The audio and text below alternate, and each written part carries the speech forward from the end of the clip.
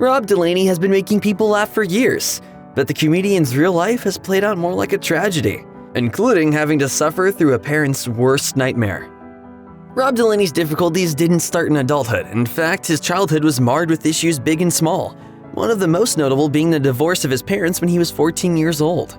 As he described in his memoir, Rob Delaney, mother, wife, sister, human, warrior, falcon, yardstick, turban, cabbage, his parents' split was the first time he realized they were flawed human beings, and the divorce forced him to become an increasingly parent-like figure to his younger sister.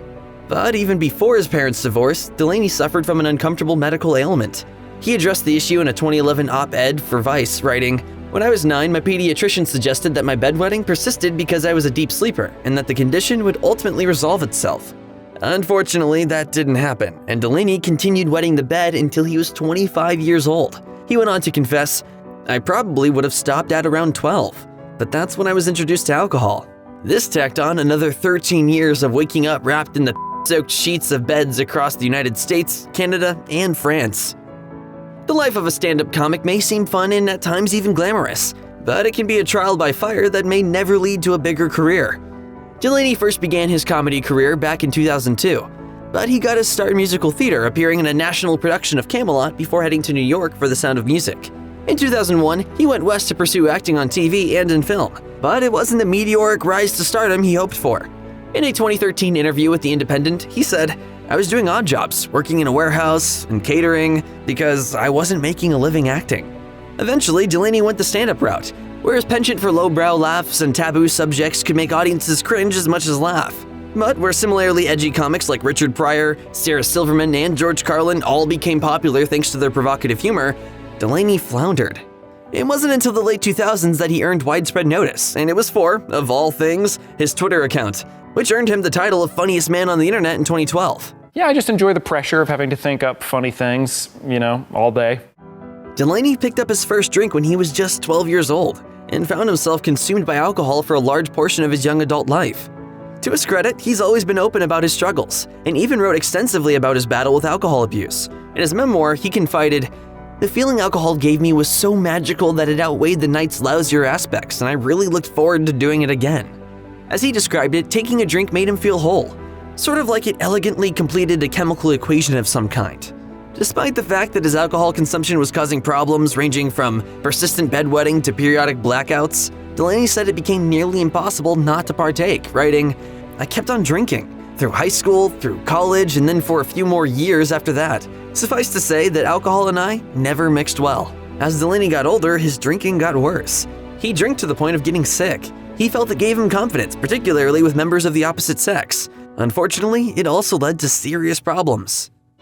In 2021, Delaney celebrated nearly 20 years of sobriety, and to mark the occasion, the comedian posted on his Instagram page about just how far he'd come from his lowest moment, describing the moment when he knew he had to change. That moment was the result of a devastating car crash that left him in a wheelchair.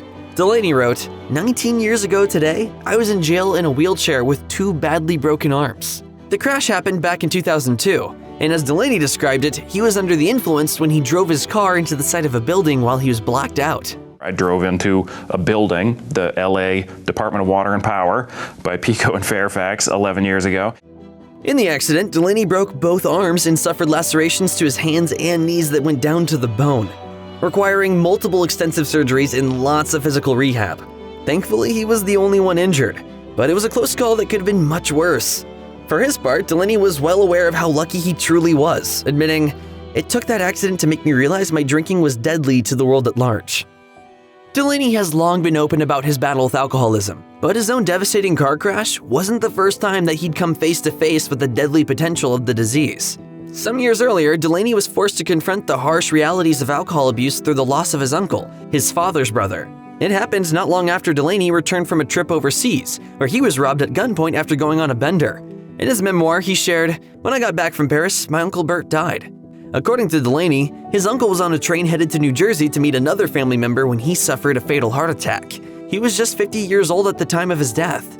Delaney described his late uncle, writing, "He was the youngest of 4. They grew up poor in Boston, and I know that they shared a bed as kids and took care of each other in foster homes and orphanages." Delaney suspected his uncle's alcohol abuse was the result of that traumatic childhood, but his death still wasn't the wake-up call for him that it might have been. He added, My Uncle Bert drank and died young. My dad didn't and he's pushing 70. But it wouldn't be long before all that changed. Rob Delaney is one of many celebrities who have publicly struggled with mental illness. Following his car accident, Delaney knew he needed to shape up. The incident sent him to a psychiatric hospital, rehab, and eventually a halfway house to get healthy. But getting better wasn't easy, and the depression and anxiety became a very real foe, sometimes worse than the alcoholism itself. I tried to step out of myself and I was like, what if a friend was saying these things? Would I tell him, you should kill yourself? Thankfully, he got the help he needed, help he still needs today, and he's more than happy to talk about his depression, particularly his initial reluctance to get on medication to treat it. In a 2010 Tumblr post, Delaney revealed, "I deal with suicidal unipolar depression and I take medication daily to treat it." While he didn't like the idea of medicating for depression at first, feeling like it would mean he was weak, he eventually came around and things have been better ever since. Though it wasn't easy, a combination of therapy and antidepressants has allowed Delaney to reclaim his life and build something better. His Tumblr message to those who are struggling was crystal clear. "I will say that as hard as it can be survived. A happy, productive life is possible and statistically likely. Get help. Don't think. Get help." A longtime resident of the UK, Delaney has used his platform in support of the nation's Labour Party. But that support stirred up rivals who accused him of anti-Semitism in an attempt to smear both him and Labour leader Jeremy Corbyn. In 2021, the Jewish Chronicle called Delaney anti-Semitic after digging up decades-old tweets that seemed to use Jewish stereotypes. What Delaney's rivals didn't realize at the time is that he has a lengthy history with the Jewish community, going all the way back to his childhood in Marblehead, Massachusetts. In fact, he'd published an op-ed in Vice a decade earlier that detailed his experience of living in a predominantly Jewish neighborhood and the deep respect he had for the community. Delaney wrote, "I went to the Jewish Community Center for nursery school, so I witnessed much Jewish activity from an early age. I blew the shofar, ate halal regularly, spun dreidels." Unfortunately, the Chronicle lifted only specific short phrases from that 2011 op-ed, twisting Delaney's words to make them seem insulting to Jewish people.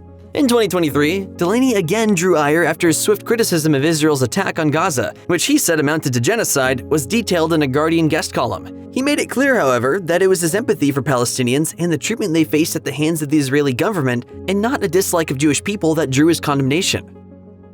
Delaney was dealt perhaps the most tragic hand possible when his infant son Henry was diagnosed with a malignant brain tumor. The diagnosis, which came just months before Delaney's breakout role in Deadpool 2, forced Delaney and his wife to take stock of their lives as they endeavored to enjoy the remainder of their young son's days as best they could. Henry died in 2018 at the age of 2.5, but Delaney hasn't let the tragedy define him or his son's life. He's used social media to keep Henry's memory alive, and in 2022, he released a second memoir, A Heart That Works, which explored grief and trauma through his son's life and death. Delaney took to X to share, "I speak publicly about Henry in an effort to destigmatize grief. My family is sad and in pain because our beautiful 2-year-old boy died after a long illness. Why wouldn't we be sad? Why wouldn't we be angry and confused?" In times of incredible grief, words really don't do a lot. While nobody can ever truly heal from such a devastating loss, Delaney has used Henry's passing to help others, writing, "I just want other bereaved parents and siblings to feel seen, heard, respected, loved." Not long after Delaney's son Henry was diagnosed with cancer, the Deadpool 2 star was handed another devastating blow. It was 2020, when the world was gripped by COVID-19, that he received word that his father Bob, who had been by his son's side during little Henry's illness, was stricken with cancer. 2 years later, Robert Delaney Sr. died at the age of 74. Delaney honored his father in an Instagram post, writing, "Today would have been my dad Bob's 75th birthday. I love him, and I miss him, and I still talk to him from time to time." He went on to speak about the close relationship he'd had with his dad, and how he'd cared for him in the final days of his life. And he shared an emotional photo of his father cradling his son Henry before they both passed, remarking, "Look at the love in this photo. See you around, guys." Delaney dealt with unimaginable grief following the losses of his son and father. But in between, the Delaney family was dealt another tragedy when a close family member died by suicide. In a wide-ranging interview given to NPR in 2022, the comedian shared, "When Henry was in the hospital getting chemo, my sister's wonderful husband died by suicide. He was such a just gorgeous soul. I was so happy when they got married." But behind the scenes, Delaney's brother-in-law, Tobias, was suffering from depression, something Delaney was intimately familiar with. He went on to share, "He had a wonderful wife, one of the best wives around, my sister, a beautiful daughter. And he did that. That's where his pain took him." Even though Delaney empathized with his brother-in-law, that didn't make the loss any easier, as he still saw the unfairness in losing such a bright, vibrant member of the family. As he described it, "It really felt like watching one of the horsemen of the apocalypse gallop up to someone at speed and cut them down." If you or anyone you know needs help with addiction issues, visit the Substance Abuse and Mental Health Services Administration website or contact SAMHSA's National Helpline at 1-800-662-HELP 4357.